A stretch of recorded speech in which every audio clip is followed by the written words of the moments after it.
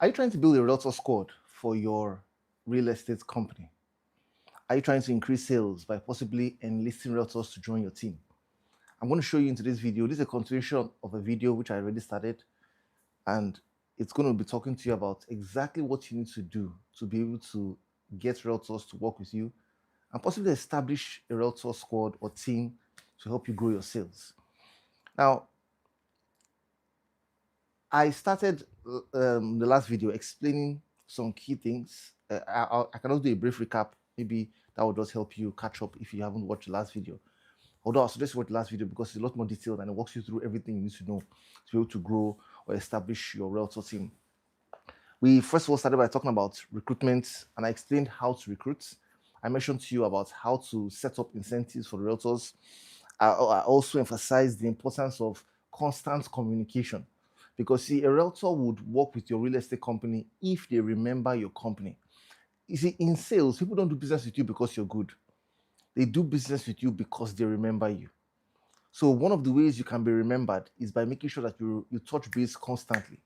Now, this concept I'm showing you, we've tested it across 30 real estate companies here in Lagos and outside the country as well. A few countries. I think we've done this in Rwanda, we've done this in Dubai as well. We've helped clients establish realtor squads. We've also been able to consult for a lot of real estate companies. So I'm talking to you based on that background, based on that experience, walking you through how you establish realtors. Now, constant communication is very key. And this is why there should be somebody who is totally dedicated to this kind of job. It's not something you just do, you can add as an add-on to somebody's role because it requires some dedication. I'll give you an example. When we talk about constant communication, we talk about the fact that there should be constant meetings with these realtors, schedule meetings with them from time to time. And for these meetings to hold consistently, you can't just send a broadcast message or send a WhatsApp message to the group and expect that everybody will show up. No, it's not going to work that way. There has to be someone who will get on the phone and call these people one after the other. There should be at least 3 contacts before the day of the meeting. At least 3 contacts, meaning, oh, just talk to you about the meeting, why it's important to join, a reminder about the meeting. Remember, if you have someone you would like to invite, please come with the person. Then a final reminder, hope you're on your way. There should be at least 3 contacts. Now, imagine if you're trying to enlist 1,000 realtors, 500 realtors. Imagine the amount of work that requires for it to be done. But you see, at the end of the day, the reason why it's called work is because it requires some efforts. Work is also known as labor, and labor means there'll be pain. Labor means there'll be a push. Labor means there'll be sweat. Labor means it will look like you're tired, but you have to keep going. Labor means you look at the work, you look like a lot, but you just have to do it. So that will be the mentality you have towards building or establishing an auto squad. Don't treat it like, oh, it's just another thing. Effort. You think that without any effort, you should just work. No, you have to put in the effort to make this established, like any other thing you need to do to make it established. And just like the Bible says, no labor, there's profits. This means that when you start this process and put in the effort, you will see profit as a result of the time and effort you're putting in. Now, inspection. Another aspect is inspections, which I'm going to start from today. Inspections. When it's time for inspections, make sure you plan it such a way that, see, look at it this way. There are some realtors who, when we say a realtor, please don't think of someone who is closing deals back to back, very experienced, has been on the field for so long. As far as I'm concerned, a realtor is just anybody who is interested in selling real estate, depending on the country you live in, has necessary license, and has contacts that you can leverage on for your business to grow. So as long as the person is interested in selling real estate or interested in making money, when I say interested in selling real estate, maybe the person will not be interested in the definitions and in the concepts, but the person is interested enough to make money through real estate, has seen that, wow, there's money in real estate. I want to be a part of it. I want to enjoy this money as well. Then the person says, you know what, okay, let's see how we can make this work. Let's partner together. Let me partner with you. You have the listings, you have the properties, I have the contacts. Let's work together. That's the whole idea. So as long as someone has contacts or has access to people, the key word is access.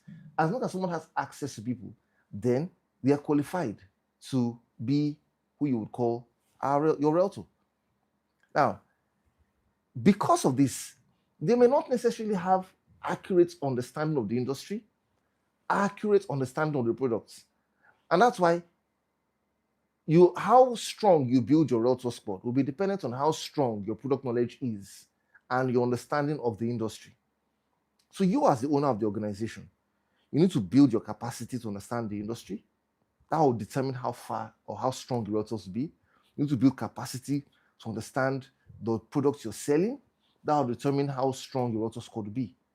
So there is no other better person to do this than the owner of the organization. Now, if for any reason you say, well, I want to delegate it, ensure you delegate it to someone who has the capacity. Remember, when we say delegate means take a piece of what is from me to you.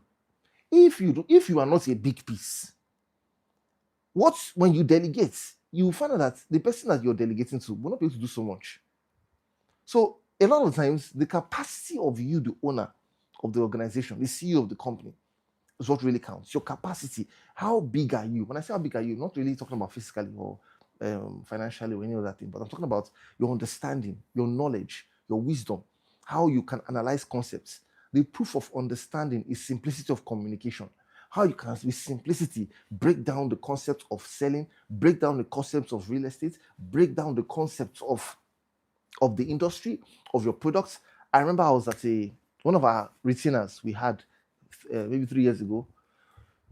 I was working with them to help them build their Realtor squad. And I remember we would have these meetings from time to time when they bring the Realtors together.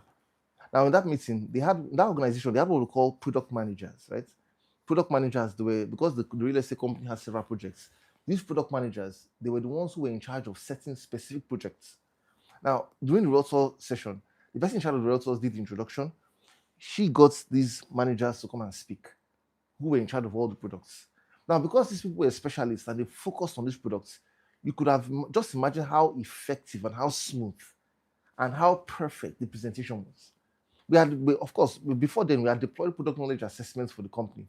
Because the whole idea of product knowledge assessments is to make sure that everybody in the organization understands the products up to 100%, not 99%, 100%. Because we don't want anybody to lose a sale because of lack of knowledge in just 1%. So we don't even tell you 99%, we tell you 100%. And we deploy these product knowledge assessments every day for about 30 to 60 days.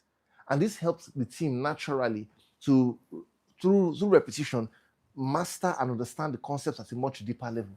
Plus the fact that we even encourage knowledge sharing sessions in their weekly meetings or daily sales meetings, so that at least there could be some product knowledge communication in those meetings. He that waters, himself will water also. This means that the more you teach people about product knowledge, the better you become.